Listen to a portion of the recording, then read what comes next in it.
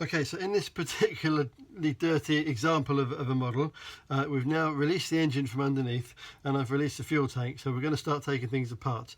The only thing I didn't mention previously is that we need to remove the exhaust from the exhaust mount, which I've done, and I've cut the two cable ties off the exhaust holder. So the exhaust now can come off, the pipe can come off the exhaust, and we'll clean that up. So we'll put that to one side. Here's the fuel tank. I'm going to unplug the fuel pipe. And there we are, there's a fuel tank, and as you can see, that is particularly grimy, but we should be able to clean that up. It looks clean inside, luckily, so we should be able to clean it up. That's to one side. And then you can see here the engine. Now, under normal circumstances, with most other nitro cars, the engine should now lift out. On a TS4N, it's held in by this top platform, so we're going to remove part of this top platform and the throttle linkage. First thing I'm going to do is I'm just going to take off the air filter to get it out of the way. This particular air filter is pretty jam solid, it's horrible, so we're going to remove all of that foam, get rid of everything, clean it up and put a new piece of foam inside. I'll also just remove the cable tie from the back of it. So that needs to be cleaned up, we'll do that. And as you can see, this won't come out because the platform's in the way. So we need to release it now, which means I have to just undo a few screws. And I'll do this with you while you're watching the video. In this case, it's the two at the rear.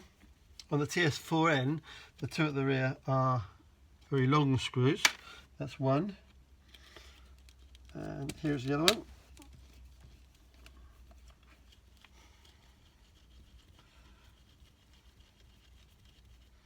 There we go. That won't quite come out there because I just need to release the brake linkage there. So let me just find that Allen key to fit that. Okay, and here's a tiny Allen key which should hopefully go in there. There we are, to release the brake linkage. The good thing is this is filthy dirty, but it's greasy, and because it's greasy it means actually it's maintained itself quite well. So although it's horrible, it hasn't gone rusty or it hasn't seized, which is really quite handy, and that's what we need at the moment. And there's one more screw here, just the other side of the engine, which I'm just going to lift out.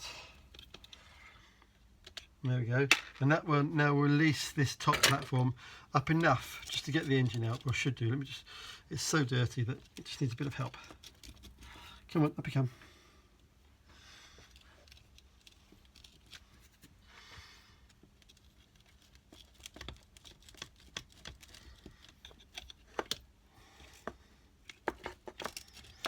And it's still stuck, it's stuck around this brake area, so I'm just going to give it a little lever just here, just to see if we can get it up a touch, so we can get the engine out.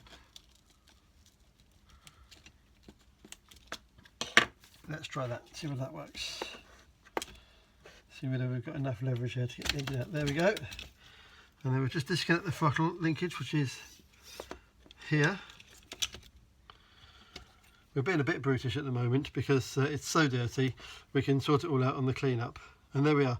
The throttle is stuck hard, the engine is seized solid, and it won't pull at all. So we'll work on that. We'll do that as a separate video, as an engine rebuild. In fact, I've already done an engine rebuild video, so you can see that, and I'll do the same treatment to this. But if I get the opportunity, I'll do this one as part of the rebuild for this model. Okay, so that could just go to one side for now, and you can see now it's beginning to come apart quite easily. So I'm going to continue now. I'm going to take off the top platform, the servos, and underneath I'm going to release the top platform, and you'll see the dry belts, and we'll have a quick look from there. Thank you.